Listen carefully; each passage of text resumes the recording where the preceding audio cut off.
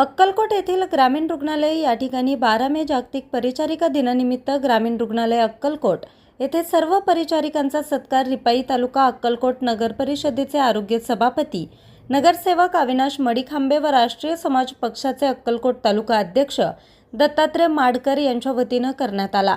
यावेळी अक्कलकोट रिपाईचे शहर अध्यक्ष अजय मुकनार, युवक तालुका अध्यक्ष अप्पा भालेराव, सामाजिक कार्यकर्ते रशीद खिस्तके, गजानन कांदे, सागर माळी, मुकेश सक्सेना, शिवा जमगे आदी मान्यवर उपस्थित होते।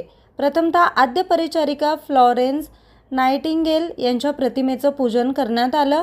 त्यानंतर उपस्थित मान्यवरांच्या हस्ते सर्व परिचारक यांना फेटा, शाल, पुष्पगुच्छ देऊन यथोचित असा सन्मान करण्यात आला। या कार्यक्रमाच्या अध्यक्षस्थानी ग्रामीण रुग्णालयाचे वैद्यकीय अधिकारी डॉक्टर रवींद्र बनसोडे हे होते। तसेच वैद्यकीय अधिकारी डॉक्टर शिवा हाताळे उपस्थित होते। सदर कार्यक्रमाची प्रस्तावना आदी परिचारिका श्रीमती शीतल जाधव यांनी केली, तर सूत्रसंचालन प्रयोगशाळा तज्ज्ञ राघवेंद्र कर्जकीकर यांनी केले।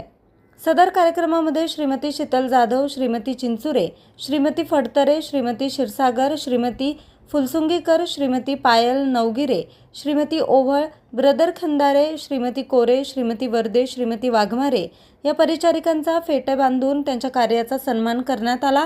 सदर कार्यक्रमाला ग्रामीण रुग्णालयातील सर्व अधिकारी, कर्मचारी, रुग्णालयातील रुग्ण, त्यांचे नातेवाईक मोठ्या संख्येने उपस्थित होते। यावेळी बोलताना रिपाईचे अक्कलकोट तालुका अध्यक्ष अविनाश मडीखांबे म्हणाले की रुग्णसेवा ही ईश्वर सेवा मानून परिचारिका व स्वतःच्या कुटुंबाकडे दुर्लक्ष करून ही सेवा देतात।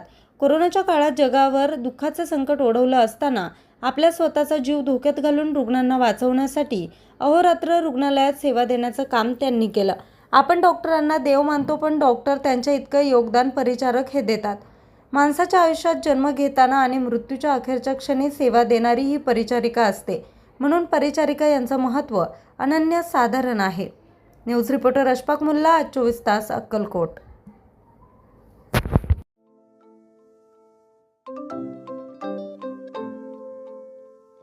नवनवीन आणि ताज्या घडामोडींसाठी आज 24 तास सबस्क्राईब करा।